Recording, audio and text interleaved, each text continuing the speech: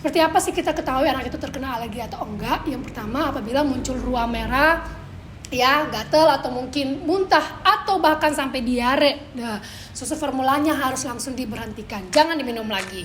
Oke?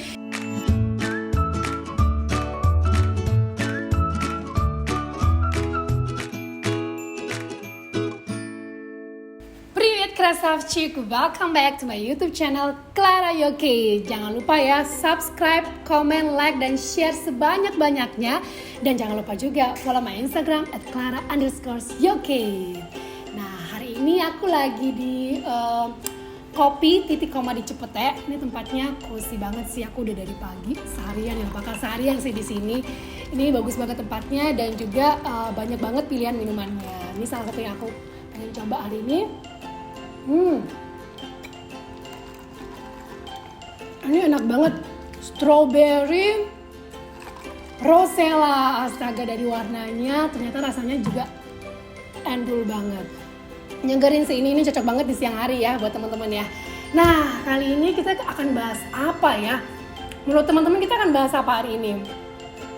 Kalian pernah nggak sih denger susu formula itu bisa mencegah stunting? Sebenarnya itu mitos atau fakta ya?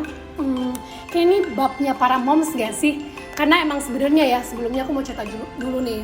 Ada yang nge-DM aku nanya beberapa rekomendasi tentang susu formula. So, aku pikir ternyata di luar sana tuh banyak juga yang belum begitu paham tentang bagaimana sih cara memilih susu formula yang baik dan benar.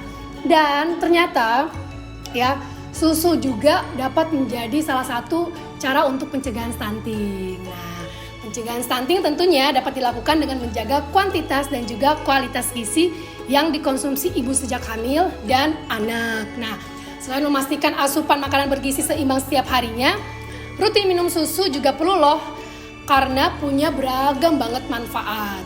Nah, susu segar maupun susu yang telah terfortifikasi menjadi salah satu sumber gizi yang dapat menunjang kesehatan anak terbebas daripada stunting dan juga secara kesehatan umum ya, dari anak hingga dewasa.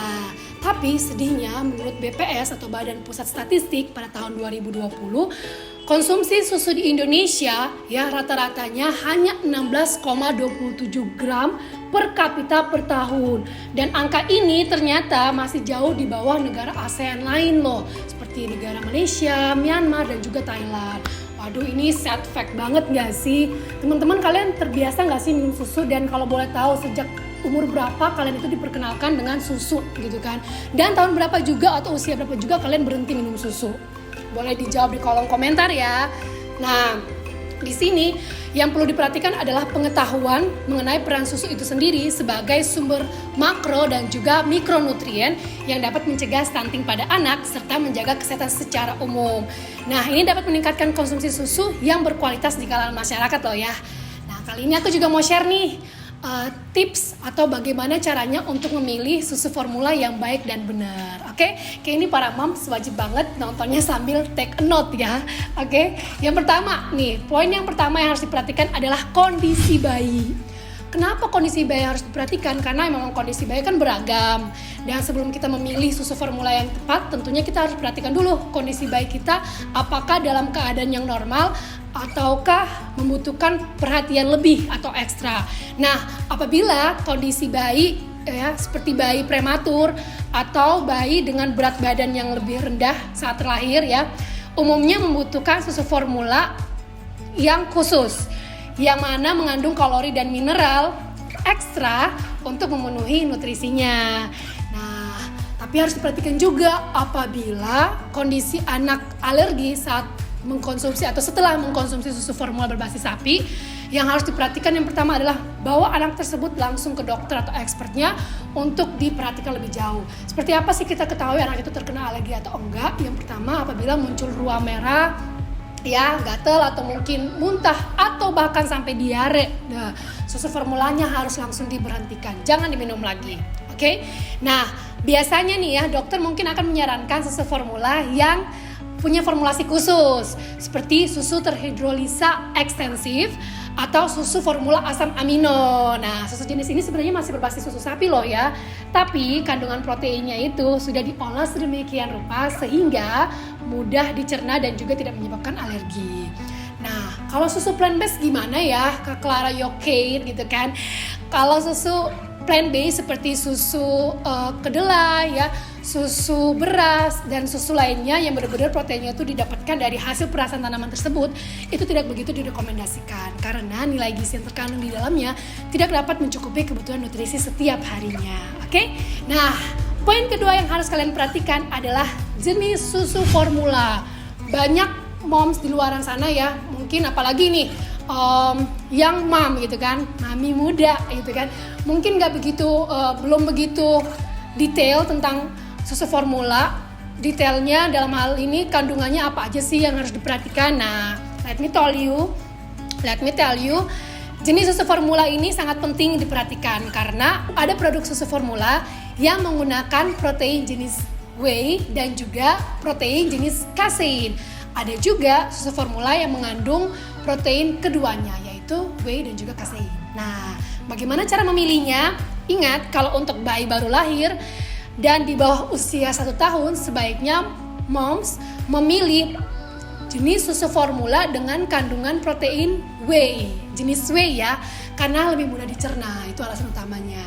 Tapi kalau memang produk susu formula yang menggabungkan kedua jenis tersebut, boleh-boleh aja sih. Tapi yang harus diperhatikan adalah kandungan jenis whey-nya itu harus lebih tinggi daripada jenis casein. Kalau dirasiokan, umumnya rasio antara whey dan casein adalah sekitar 60 berbanding 40. Karena itu rasionya setara dengan kandungan dari ASI. Keren ya, ternyata ASI kita itu luar biasa banget loh. Bahkan manusia aja berusaha untuk menyerupai nih ya, kandungan dari ASI aja sampai sedemikian rupa usahanya atau effortnya. Nah, yang ketiga, sebelum lanjutkan nih, ini makin seru ya pembahasan ini ya. Moms harus banget nih take a note tentang ini ya. Aku minum dulu nih strawberry rosellanya dari Titik Koma Kopi nih. Seger banget. Ini kebetulan lagi panas di sini ya, lagi siang hari dan panas. Ini cocok banget diminum saat kalian lagi beraktivitas di siang hari. Oke, kita lanjut. Yang ketiga adalah kandungan susu. Pada dasarnya, semua susu formula itu ya terdiri dari kumpulan nutrisi utama seperti apa?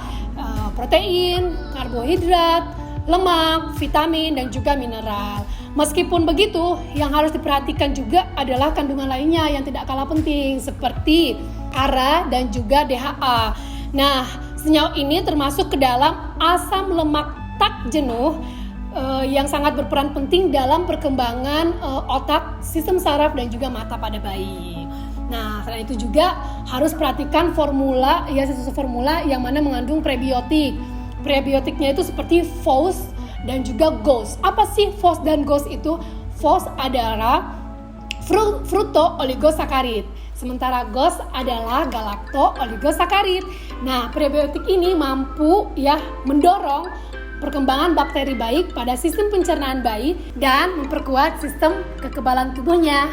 Oke, jadi kurang lebih itu adalah 4 poin yang harus diperhatikan terkhususnya para moms dalam memilih susu formula yang baik dan tepat kepada buah hatinya.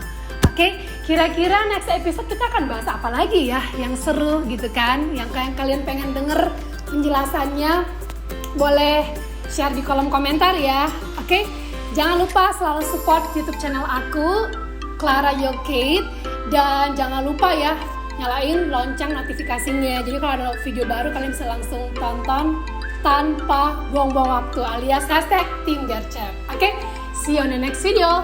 Bye bye.